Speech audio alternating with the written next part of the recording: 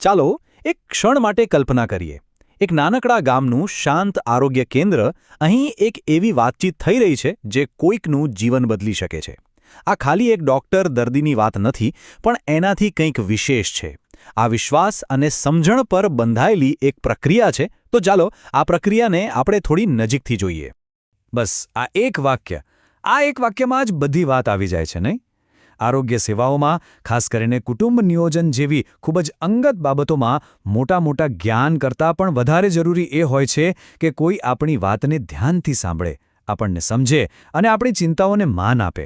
ઘણીવાર શું થાય છે કે કુટુંબ નિયોજનનું કાઉન્સેલિંગ ખાલી વિકલ્પોની એક લિસ્ટ ગણાવવા પૂરતું રહી જાય છે, પણ અસલી પડકાર તો એ છે કે આખી વાતચીતને એવી કઈ રીતે બનાવવી કે જ્યાં આવનાર વ્યક્તિ કોઈપણ જાતના ડર કે સંકોચ વગર ખુલ્લીને પોતાની વાત કહી શકે. અને બસ અહીં જ ગેધર પદ્ધતિ કામે લાગે છે. હવે આ કોઈ રોકેટ સાયન્સ નથી. આ તો એકદમ સરળ અને અસરકારક સાધન છે જે કોઈપણ વાતચીતને ડરાવણી બનતા અટકાવે છે અને તેને સશક્ત બનાવે છે. અને સૌથી સારી વાત એ છે કે દરેક આરોગ્ય કાર્યકર આને આરામથી અપનાવી શકે છે. તો આ ગેધર છે શું? આ 6 પગલાંનું એક માળખું છે. ગ્રીટ, આસ્ક, ટેલ, હેલ્પ, એક્સપ્લેન અને રિટર્ન. આ 6 પગલાં કોમ્યુનિટી હેલ્થ ઓફિસરને લાભાર્થી સાથેની વાતચીતને એક સાચી દિશા આપવામાં મદદ કરે છે. ચાલો એક પછી એક આ બધા પગલાંને સમજીએ. જો કોઈપણ સંબંધનો પાયો વિશ્વાસ પર ટકેલો હોય છે, અને આ પદ્ધતિના પહેલા 3 પગલાં ગ્રીટ, આસ્ક અને ટેલ બસ આ જ વિશ્વાસનો પાયો નાખવાનું કામ કરે છે. એનાથી એક એવું સલામત વાતાવરણ બને છે જ્યાં ખુલ્લીને વાત થઈ શકે. કોઈપણ વાતચીતની શરૂઆત હંમેશા બહુ જ મહત્વની હોય છે, ખરું ને? તો પહેલું અને સૌથી સહેલું પગલું છે આવનાર વ્યક્તિનું હસીને પ્રેમથી સ્વાગત કરવું. બસ આટલું જ. કેટલું સરળ છે, નહીં? પણ એક નાનકડું સ્મિત અને આદરભર્યો આવકાર એ સામેવાળી વ્યક્તિના મનમાંથી અડધો સંકોચ તો એમ જ દૂર કરી દે છે. આ ખાલી એક ફોર્માલિટી નથી હો, આ તો એક સંબંધની શરૂઆત છે જે જાણે કહી રહી છે, તમે અહીં સુરક્ષિત છો. ટૂંકમાં વાત એમ છે કે આવનાર વ્યક્તિને એવું લાગવું જોઈએ કે એમનું અહીં સ્વાગત છે અને એમની વાત સાંભળવા માટે આપણી પાસે પૂરતો સમય છે. કારણ કે જ્યારે કોઈને એવો અહેસાસ થાય છે કે એમને સમય આપવામાં આવી રહ્યો છે, ત્યારે જ તો એ દિલ ખોલીને વાત કરી શકે છે ને. ચાલો એકવાર વાતાવરણ હળવું બની ગયું, પછી આવે છે બીજું પગલું, એટલે કે આસ્ક, પૂછવું. હવે એમની પરિસ્થિતિ અને જરૂરિયાતોને સમજવાનો સમય છે, અને એના માટે ખાલી સવાલ નહીં પણ સંવેદનશીલતાથી પૂછવું પડે છે.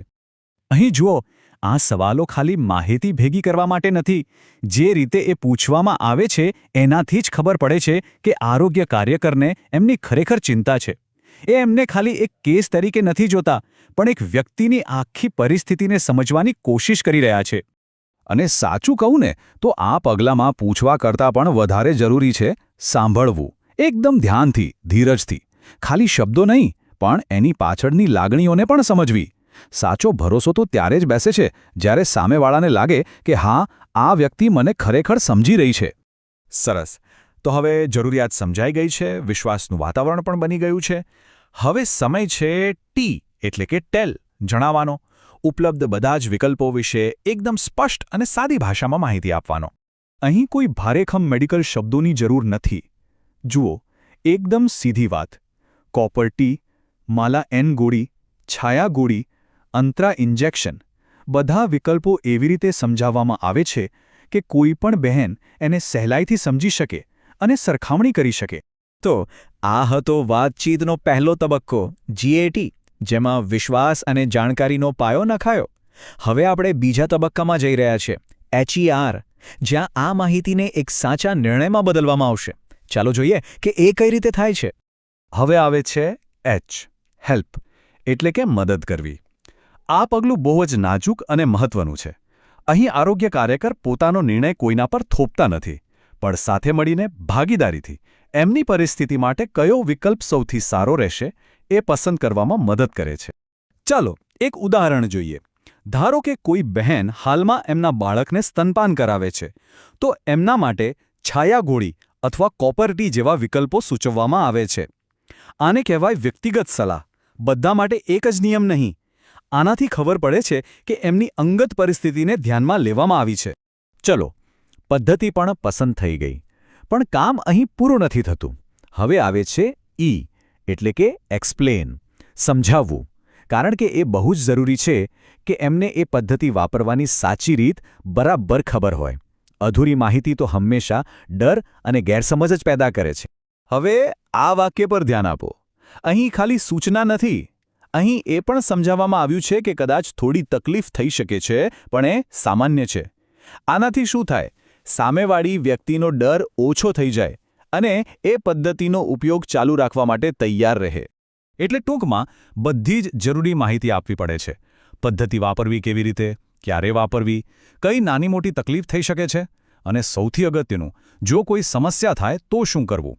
આટલી સ્પષ્ટતા હોય ને એટલે આત્મવિશ્વાસ આપોઆપ વધી જાય છે.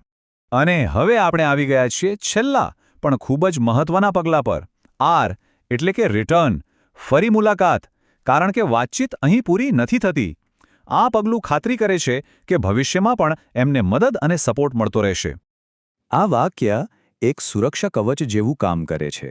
એનાથી લાભાર્થીને ખબર પડે છે કે જો કોઈ પણ સમસ્યા આવે તો એ એકલા નથી, કોઈક છે જેમને એ મદદ માટે બોલાવી શકે છે.